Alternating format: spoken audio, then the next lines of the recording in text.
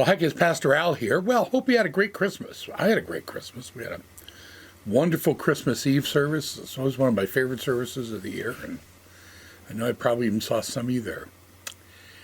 Hey, I want to talk just a little bit, not a very long children's sermon today, and not very serious. Every now and then, we have a special event and we dress up people, usually kids, to play a role in the nativity scene, and we reenact the nativity scene with all you kids dressed up doing stuff. And that's always fun and it's always cool. But it always occurred to me, what if, some other critters had the same idea, like maybe dogs.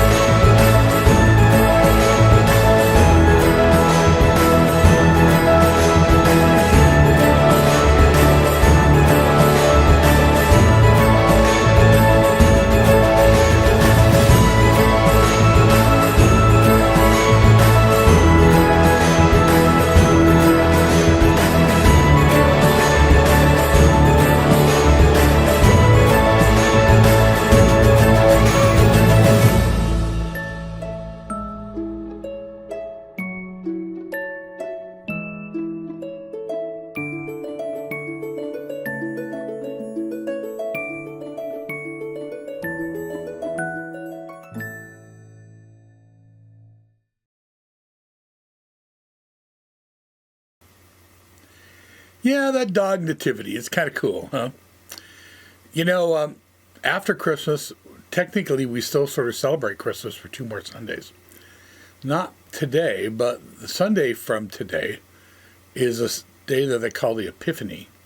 It's the day we actually celebrate when the wise men came to visit Jesus. It actually didn't happen 2 weeks after Jesus was born. At least we're pretty sure it didn't. Certainly didn't happen the night he was born. Probably happened months later. But we just celebrate it around Christmas or after Christmas because we don't know when it was, and by the time we get to later in the year, we're not thinking about Jesus' birth. Not in the same way, at least. We're told they brought 3 gifts: frankincense, myrrh, and gold. Now, my guess is you all know what gold is. Have any idea what frankincense and myrrh are? Well, let me show you. But you can buy frankincense on Amazon. It looks, I can take some out here. I don't know how well I can show this to the camera. But it's these little sort of globule things that get junk all over my hands.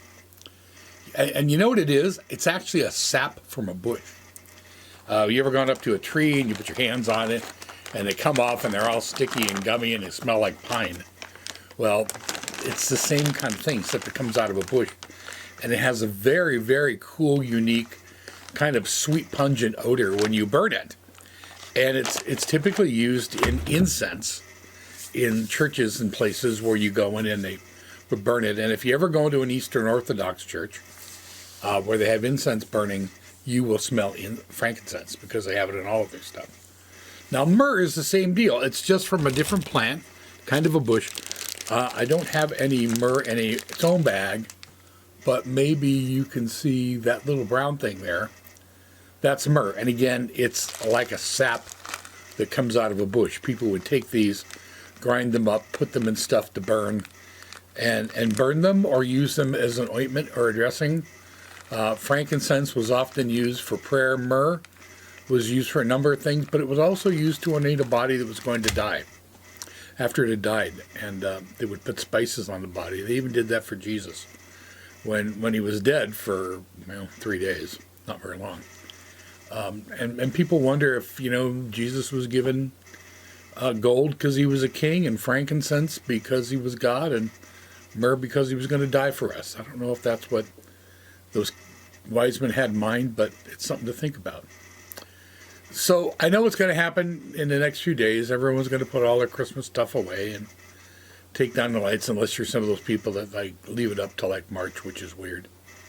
But I hope that you won't forget about Christmas all year long, that you'll remember that it was Christ's birthday and it was the beginning of God's incredible rescue plan to rescue us from our own sins and faults and bad actions by sending us his son. It's like the coolest thing in all of world history.